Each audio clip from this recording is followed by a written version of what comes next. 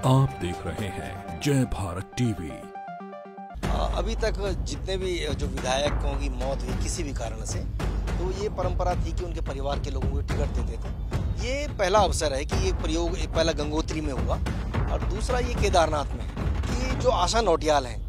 जिन्होंने 2017 में बगावत करके चुनाव लड़ा था, आखिरकार जो कुलदीप रावत जिनका भी आप जिक्र कर रहे थे, वो क्या लेने बीजेपी में आए। अब उनका स्टैंड क्या होगा कि मनोज रावत को आगे लाने से पहले ही उन्होंने मतलब जिस प्रकार प्रेस कॉन्फ्रेंस में उन्होंने खड़ा किया और फिर नाम अनाउंस किया, एक तो ये बदलाव देखने को मिला। ऐश्वर्या का क्या होगा, मतलब वो जो कल कह रही थी कि शैलपुत्री हैं, अपनी माँ के सपनों को आगे बढ़ाने की वो बात कर रही थी, तमाम तरह की जितनी भी बातें हो रही थी वो सब एक दो दिन में स्पष्ट हो जाएगा। केदारनाथ उपचुनाव को लेकर बीजेपी और कांग्रेस ने लंबा मंथन किया और उसके बाद दो प्रत्याशी मैदान में उतार दिए गए हैं। बीजेपी की ओर से पूर्व विधायक रही आशा नौटियाल पर दांव खेला गया है और कांग्रेस ने पूर्व विधायक मनोज रावत पर विश्वास जताया है। अब कहानी क्या इसके आगे बढ़ रही है और किस तरफ जाती दिख रही है? बीजेपी और कांग्रेस के बीच सीधा मुकाबला है, ये सभी को मालूम है, लेकिन जो दूसरे प्रत्याशी चाहे निर्दलीय के तौर पर रहे हों या वो किसी पार्टी से चुनाव लड़ रहे हों, वो जो 200, 300, 400, 1000 वोट, 10,000 वोट का जो खेल होता है दूसरे प्रत्याशियों के बीच में, वो तय करता है केदारनाथ का चुनाव कौन जीतेगा। क्या आगे संभावनाएं हो रही हैं? नजरें कुलदीप रावत पर भी हैं जो लगातार निर्दलीय यहाँ से चुनाव लड़ते रहे हैं। इसके अलावा आम आदमी पार्टी का रुख क्या रहने वाला है, समाजवादी पार्टी का रुख क्या रहेगा, उत्तराखंड क्रांति दल ने अपनी ताल ठोक दी है। तो ये तमाम सिनारियो अब क्या बन रहा है केदारनाथ सीट पर, ये जानने के लिए हमारे साथ वरिष्ठ पत्रकार गजेंद्र रावत हैं। गजेंद्र जी, दोनों पार्टियों के लिए ये तो पहले लग रहा था एक नज़र में कि यहाँ से मनोज रावत होंगे, यहाँ से आशा नौटियाल होंगी, लेकिन बीजेपी ने आशा नौटियाल को, शैला रानी रावत के जो मृतक आश्रित है, वो फिलहाल उस परंपरा को ख़त्म किया, उन्होंने बाहर टिकट दे दिया, यहाँ से मनोज रावत आए हैं। क्या दोनों का जो प्रत्याशी चयन है वो यही होना था या कोई स्ट्रैटेजी आपको लग रही है इन दोनों प्रत्याशियों में? अभी तक जितने भी जो विधायकों की मौत हुई किसी भी कारण से,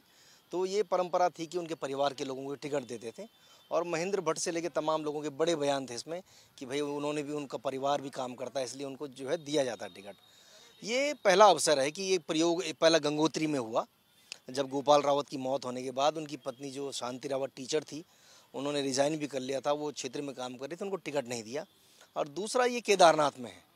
ये संयोग है या प्रयोग है कि दो धाम में ऐसा हो रहा है। इससे पहले आपने प्रकाश पंत की मौत होते हुए देखा, सुरेंद्र सिंह जीना की मौत हुई, सुरेंद्र राकेश की हुई, तमाम तरह के जितने भी लोग थे, तो अमूमन ये देखने को आया कि भाई उनके परिवार के लोगों को टिकट देते थे। लेकिन इस बार ये जो चेंज आया है, इस चेंज के पीछे क्या इनके इक्वेशन है, क्या सोच रहे हैं, ये तो आने वाला वक्त तय करेगा। लेकिन एक बात और बड़ी जो इसमें है कि जो आशा नौटियाल हैं, जिन्होंने 2017 में बगावत करके चुनाव लड़ा था, उनको जो है आपने फिर जो है प्रदेश जो महिला मोर्चा का प्रदेश अध्यक्ष उनको बनाया, अब उनको टिकट भी दे दिया गया है।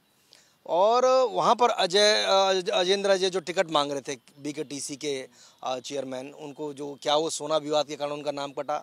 क्या कर्नल कोठियाल का नाम किन परिस्थितियों में कटा, चंडी प्रसाद को क्यों कंसिडर नहीं किया गया, ये वो तमाम सवाल हैं जो भाजपा के भीतर ही कई सवाल खड़े कर रहे होंगे कि आखिरकार जो कुलदीप रावत जिनका भी आप जिक्र कर रहे थे, वो क्या लेने बीजेपी में आए, अब उनका स्टैंड क्या होगा, या वो सब ये सारे लोग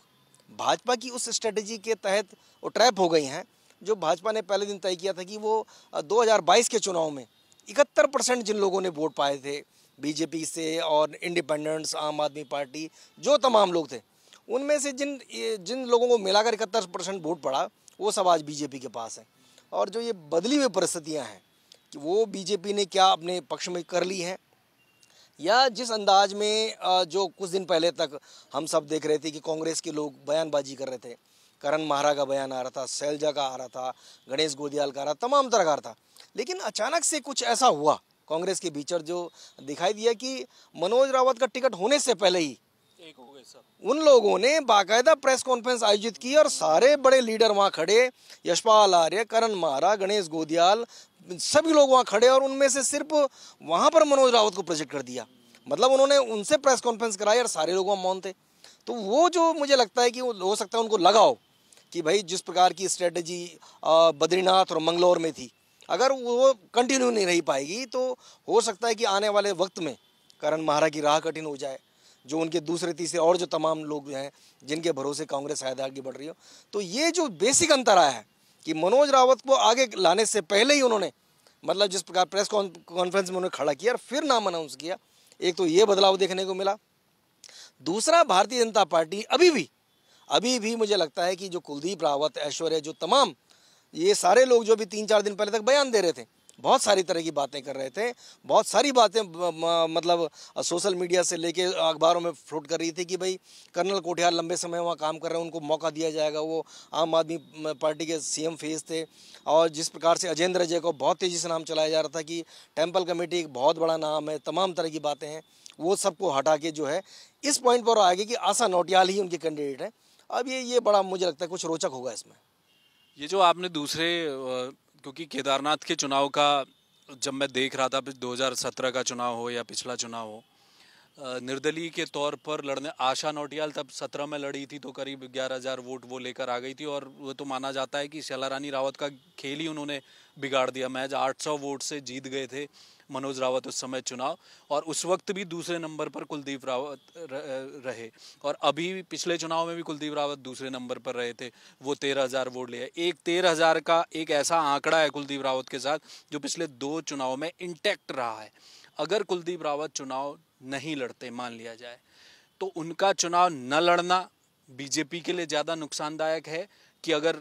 ऐश्वर्या भी चुनाव नहीं लड़ती, कुलदीप भी नहीं लड़ते, तो वो फायदेमंद होने वाला है बीजेपी के लिए। नामांकन के मुझे लगता है कि 1-2 दिन ही बचे होंगे, आज और कल लास्ट दिन है। कल तक ये पिक्चर बहुत स्पष्ट हो जाएगी कि ऐश्वर्या का स्टैंड क्या होने वाला है, कुलदीप का क्या होने वाला है, या वो लोग जो इन लोगों के पीछे थे जिनके लिए कुलदीप रावत कह रहे थे कि उनके कार्यकर्ता जो कहेंगे, क्या वो कार्यकर्ताओं के पास जाएंगे, नहीं जा रहे हैं, या वो सीधे जो है सीएम धामी के पास चले गए, या महेंद्र भट्टार, अजय कुमार ने उनको जो है मैनेज कर लिया है, क्या ये सब बातें हैं। ऐश्वर्या का क्या होगा, मतलब वो जो कल कह रही थी कि शैलपुत्री हैं, अपनी माँ के सपनों को आगे बढ़ाने की वो बात कर रही थी, तमाम तरह की जितनी भी बातें हो रही थी वो सब 1-2 दिन में स्पष्ट हो जाएगा। लेकिन जिस अंदाज में ये जो मतलब फील्डिंग सजाकर जो है इनकी घेराबंदी की गई है वो बहुत महत्वपूर्ण है। और अभी तक भी आप सोचिए कि जिस प्रकार से ऐश्वर्या रावत जो है नामांकन पत्र ले आई थी, वो मतलब कुछ समय पहले तक ये लग रहा था कि सब कुछ जो है उन्हीं के अनुकूल चल रहा है। भगत सिंह कोश्यारी उनके एक कार्यक्रम में चले गए, वो लगातार बता रही थी कि उन्होंने उस केदारनाथ क्षेत्र में जो है सबसे ज़्यादा सदस्यता करी है। अब वो हो सकता है कि वो भी इस बात को कह रही हैं कि भाई जिस प्रकार से जो है गंगोत्री में गोपाल रावत के परिवार के साथ जो है जो मतलब जस्टिस नहीं हुआ,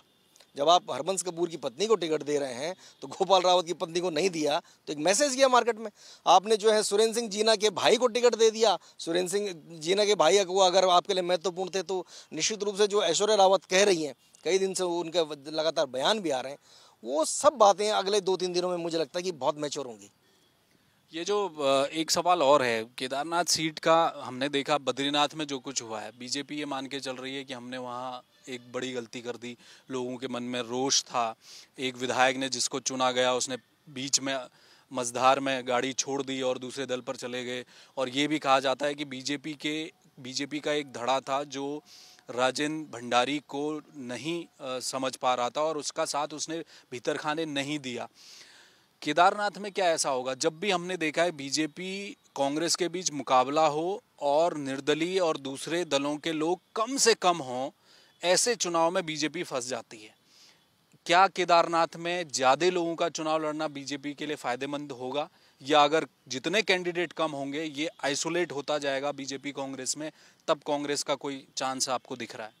अगर आप इसको इस अंदाज में समझ रहे हैं कि राजू भंडारी वाले प्रकरण से भाजपा ने सबक लिया है और वो कांग्रेस से आने वाले लोगों या दूसरे दलों से आने वाले लोगों को अब कंसिडर नहीं करेगी, बल्कि अपने कार्यकर्ताओं को और अपने कैडर पे फोकस करेगी,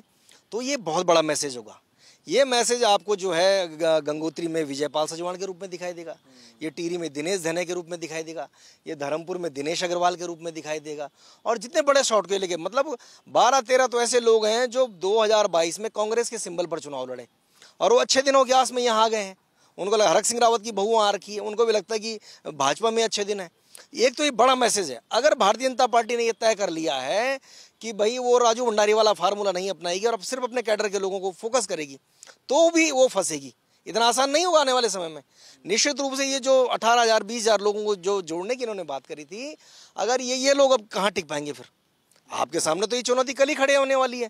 और जहाँ तक आपने कहा कि कितना इनका प्रभाव पड़ेगा, वो जो पिछले उसमें जो वोट पड़े थे अब क्या चेंज उसमें आएगा, तो निश्चित रूप से ये जो समीकरणों की सीट रही है, पिछले अगर 2-3 चुनाव अगर आप उठाकर देख लें तो हार जीत का मार्जिन वहाँ इसी प्रकार से रहता है। बहुत बड़ी कोई लैंडस्लाइड विक्ट्री वहाँ होती नहीं है। ये इस बात पर निर्भर करेगा कि उस केदारनाथ की जो जनता है, क्या वो जनता अब उन 5 कैबिनेट मिनिस्टरों की प्रभाव में आ जाएगी? उन लोगों ने जो वहाँ इस बीच में काम किए हैं, क्या उनका कोई असर होगा? पुष्कर सिंह धामी ने जो करीबन 30-40 घोषणाएं वहाँ करी हैं, बाकायदा उसके लिए बजट भी एलोकेट किया है, क्या उस बात का इम्पैक्ट रहेगा? या फिर वही बात निकल कर आएगी कि जो बात बद्रीनाथ और मंगलौर में कही थी, वहाँ भी भारतीय जनता पार्टी ने कहा था कि भाई आपके पास ये सरकार है, हमारी प्रचंड बहुमत की सरकार है, मिनिस्टरशिप के जो हैं पद खाली पड़े हुए हैं, तो सीधा सीधा संदेश जो व्यक्ति जीत कर जाएगा उसको मंत्री बनाया जाएगा। लेकिन चूंकि बद्रीनाथ और मंगलौर में वो फार्मूला फेल हो चुका है, तो ये अब महत्वपूर्ण बात होगी कि क्या जो केदारनाथ के जो लोग हैं, वो लोग जो कभी कुछ दिन पहले तक इस बात से बहुत ज़्यादा उत्साहित थे कि उनको लगता था कि भाई अब धामी जी वहाँ गए, वो खुद कह रहे हैं मैं तुम्हारे क्षेत्र का विधायक हूँ, मैं संभालूंगा, मैं सब कुछ करूँगा, क्या वो उस बात पर भरोसा कर पाएंगे? भारतीय जनता पार्टी के लोग ऐश्वर्या रावत को कैसे मनाएंगे? कुलदीप रावत से कैसे पार पाएंगे? वो जिन सुमन तिवारी से लेकर एक वो जो नौटियाल तमाम जो लोगों को लेकर आए, उन देवेश नौटियाल, क्या वो उन लोगों को इस बात के लिए तैयार कर पाएंगे कि वो भाजपा के लिए काम करें? और असल सवाल यही होगा कि अगर आज ये सारे लोग जो कल तक जो है टिकट के दावेदार थे, अगर ये सब आशा नौटियाल के लिए काम करते हैं, तो आने वाले समय में 2027 में तो उनको भी लगेगा कि अब तो आशा नौटियाल के पास काफ़ी लंबा टाइम काम करने के लिए, वो पहले ही वहाँ विधायक रह चुकी हैं। ये मेन बात होगी कि भारतीय जनता पार्टी इस क्षण में जब उन्होंने आशा नौटियाल को डिक्लेयर कर दिया है, उनका नॉमिनेशन हो गया है, उसके बावजूद जो स्थितियाँ रहेंगी कि क्या इन लोगों को अगर आप मैनेज कर पाए, तब तो हो सकता है कि जो पहले दिन से उनकी स्ट्रेटेजी की 71% को हमने फोकस किया रहना है, तब तो बात बन सकती है। लेकिन अगर कहीं भी थोड़ी भी जो मतलब जिस तेजी के साथ कांग्रेस ने अपनी स्ट्रेटेजी बदली है, और बहुत तेजी के साथ में बता रहे हैं कि कल शाम ही जो है करण मारा वहाँ पहुँच गए, उनके सारे बड़े नेता वहाँ पहुँच गए, जो लोग परसों तक जो है सोशल मीडिया में गालियाँ दे रहे थे, एक दूसरे को गरिया रहे, सब कुछ बात की जा रही थी, अचानक से ऐसा लग रहा है कि वो सब लोग जो है व्यवस्थित हो गए। तो हो सकता है कि कांग्रेस के लोगों को लगा कि अगर इस बार हमने जो खो दिया, तो ऐसा ना हो कि 2027 का जो है चुनाव उनके लिए बहुत दूर चला जाए। बहुत शुक्रिया, थैंक यू। तो ये थे गजेंद्र रावत। देखिए, केदारनाथ में ये बात सच है कि कुलदीप रावत दूसरे नंबर के कैंडिडेट हैं। अगर वो चुनाव नहीं लड़ते, अगर वो नामांकन नहीं कराते,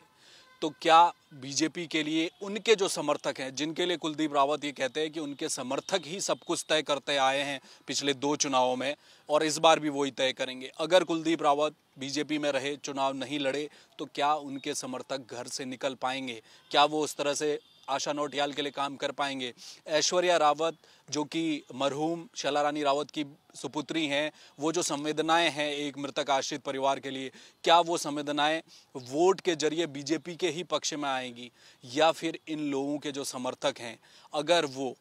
घर से कम निकले, और निकले तो वो वोट छिटक कर अगर कहीं गया और कहीं गलती से कांग्रेस की तरफ नाराजगी जताने के लिए हाथ के पंजे को बटन न दबा दें, तब फिर मामला बहुत उलझ जाएगा बीजेपी के लिए। देखना ये होगा कि अब कुछ ही वक्त बचा है, 20 नवंबर को वोटिंग होनी है, तब तक बीजेपी अपने नाराज जितने लोग हैं उनको कैसे मैनेज करती है। कैमरामैन मयूर उपाध्याय के साथ हेमभट्ट, जय भारत टीवी।